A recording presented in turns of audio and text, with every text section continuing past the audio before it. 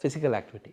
Physical ஆக்டிவிட்டியும் பார்த்தீங்கன்னா, நம்ம உடம்புல இந்த ஃபிசிக்கல் ஆக்டிவிட்டி அண்ட் ஸ்லீப் வந்து பார்த்தீங்கன்னா, ரொம்ப ரொம்ப இம்பார்ட்டன்ட்.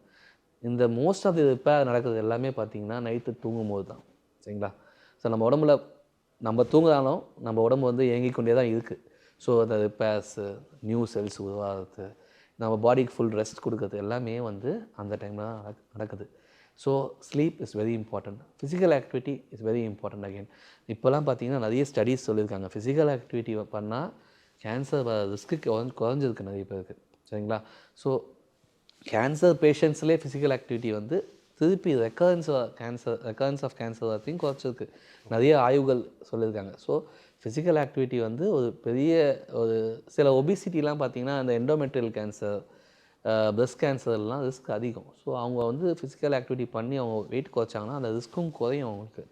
இப்போ இதில் என்ன மாதிரியான நவீன சிகிச்சை முறைகள்லாம் இருக்குது டாக்டர்? பொதுவாக பேசிக்காக புற்றுநோய்க்கு என்னென்ன நவீன சிகிச்சை முறையெல்லாம் இருக்குது? ஸோ இப்போது கன்வென்ஷனலாக பார்த்தீங்கன்னா வந்து ஆப்ரேஷன், கீமோதெரப்பி, ரேடியோதெரப்பி இதுதான் காமனாக வந்து நம்ம எல்லாருமே கேன்சரை தெரிஞ்ச பற்றி விஷயம். பேசுவோம். ஸோ நான் பார்த்தீங்கன்னா வந்து இந்த புற்றுநோய் மருத்துவ நிபுணர். நான் வந்து இந்த ஆப்ரேஷன், ரேடியோதெரப்பிக்கு தனி ஸ்பெஷலிஸ்ட் இருக்காங்க. ஸோ அந்த மருத்துவத்தில் நான் வந்து என்னென்ன அட்வான்ஸ்மெண்ட்ஸ் இருக்குதுன்னு நான் சொல்கிறேன். சரிங்களா?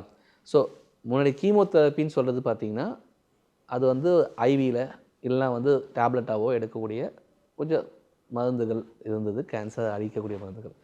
இப்போ அந்த டெர்மினாலஜியே வந்து ஸ்லோவாக மாறிடுச்சு. இப்போ வந்து நாங்கள் அதை சிஸ்டமிக் தெரப்பி ஃபார் கேன்சர் அப்படின்னு சொல்லுவோம். சரிங்களா?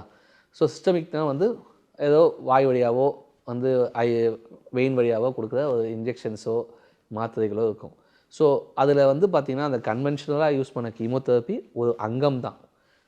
அடுத்தது பார்த்திங்கன்னா வந்து டார்கெட்டட் ட்ரீட்மெண்ட்ஸ். ஸோ சில கேன்சரில் இருக்க ஜீன்ஸ்க்கு எக்ஸாக்டாக டார்கெட் பண்ணி டேப்லெட்ஸ் அவைலபிளாக இருக்குது, இன்ஜெக்ஷன்ஸ் அவைலபிளாக இருக்குது. அடுத்தது பார்த்திங்கன்னா மோனோக்ளோனல் ஆன்டிபாடி சொல்லுவோம். அது சிந்தட்டிக்காக வந்து டிரைவ் பண்ணுற ஒரு டைப் ஆஃப் ட்ரக். நிறைய அப்ரூவ்டாக இருக்குது, நிறைய கேன்சர்ஸில் யூஸ் பண்ணுறோம். அதெல்லாம் பார்த்திங்கன்னா அந்த டாக்ஸிசிட்டிஸு அதெல்லாம் ரொம்ப கம்மியாக இருக்கும். அந்த மோனோக்ளோனல் ஆன்டிபாடிஸ் பார்த்திங்கன்னா ஸ்பெசிஃபிக் டார்கெட்ஸ் இந்த கேன்சர் செல் மேலே இருக்க இந்த ஸ்பெசிஃபிக் டார்கெட்டை வச்சு அடிக்கும். அடுத்தது பார்த்திங்கன்னா இம்யூனோதெரப்பி. இம்யூனோதெரப்பி தான் இப்போ வந்து பார்த்திங்கன்னா அந்த புற்றுநோய் மருத்துவத்தில் ஒன் ஆஃப் தி இப்போது ரீசெண்டாக வந்து ஒரு 10 வருஷத்தில் ஆல்மோஸ்ட் நிறைய கேன்சர்ஸோட இதுவாக மாற்றிருக்கு. அந்த இம்யூனோதெரப்பி பார்த்திங்கன்னா நம்ம பாடியோட ஓன் இம்யூன் சிஸ்டமை ஸ்டிமுலேட் பண்ணி அந்த கேன்சரை அழிக்க வைக்கும்.